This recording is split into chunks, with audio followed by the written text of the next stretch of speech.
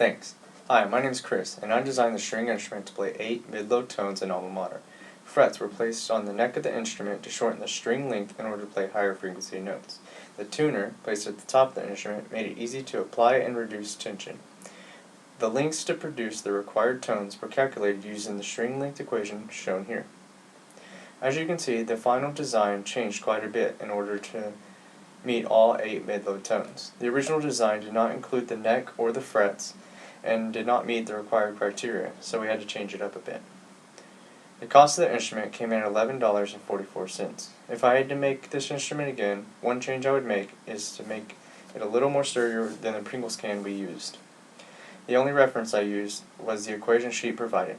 Now I'll turn it over to my colleague Ryan, who will present his instrument. Ryan? Thanks, Chris. I am Ryan Broke, and I focused on the hammered dulcimer. The hammered dulcimer is designed to play 9 notes. The design you see before you has changed a great deal between the original design and the final product. The final product still has 9 strings made from guitar strings, cut to length based on the string length equation that you can see in our PowerPoint presentation. The lowest note that the hammered dulcimer can play is a G in the 2nd octave at 97.98 Hz. The highest note being that of the B flat in the 3rd octave, 233.08 Hz. The overall size of the final product is much more compact than the original design had proposed. The hammered dulcimer's hammers are still made of a contractor pencil with a magnet secured to the end. This allows the player to play the hammered dulcimer in a percussion-like way, however it is a string instrument. The total cost of the instrument is $10.54. The box is a reused weapons cleaning kit case, which also provides storage for the hammers. The strings are that of guitar strings, fastened with screws or nails depending on the anchor type of the guitar string. And sliders made of other contractor pencils are used for the fine-tuning of the instrument. Thank you. Hi there, I'm Austin, and my instrument was the pan flute. Alright, the pan flute is a series of pipes just strung together. You blow air across the top and it creates a sound. The bottom end of all the pipes are closed. It forces the air back up, making the whistle. Alright, that's just the basic physics of it. Alright, my design was real cheap to make, really easy to make, and it's also easily modified. I mean, it's just tape.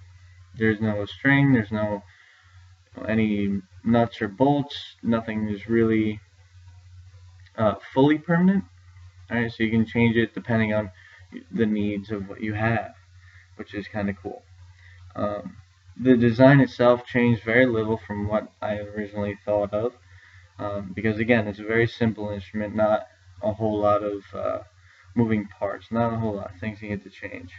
My final cost of actually making it was $7.62. Alright, it's under $8. It's really not that expensive. The most expensive part was buying a new roll of tape. I think it came out to just over $5. So that was most of my cost was the tape. Alright, my biggest challenge while I was building it was my keeping it together as where all of the pipes needed to be. The pipes tended to shift and go out of whack a little bit as I was putting everything together. If it wasn't for the fact that I was trying to keep my costs down, I would have used an epoxy or a glue or something like that to keep them from going anywhere. So I will show you my flute. I'm not going to play it. I'm horrible. There. So this here is what I use to keep them from moving. I just layered tape in front of it to keep it from going anywhere. Alright, this particular one has 9 pipes, one for each note that the voice requires. With a pan flute, there are no holes or anything like that. Each note is its own separate pipe. Alright, well, that's it for me. Hi, I'm Corey Davis, and I designed the tubular bells.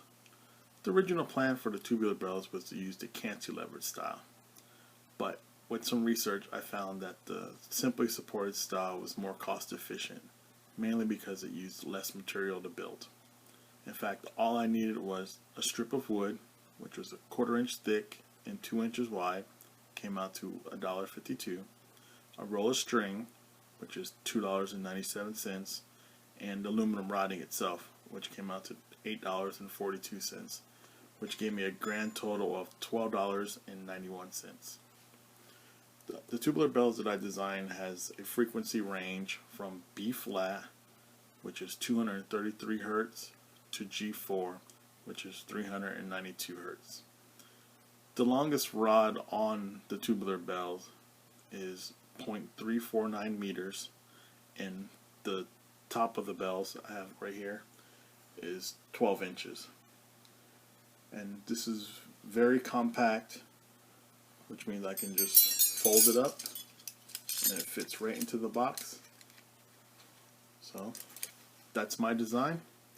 Thank you very much.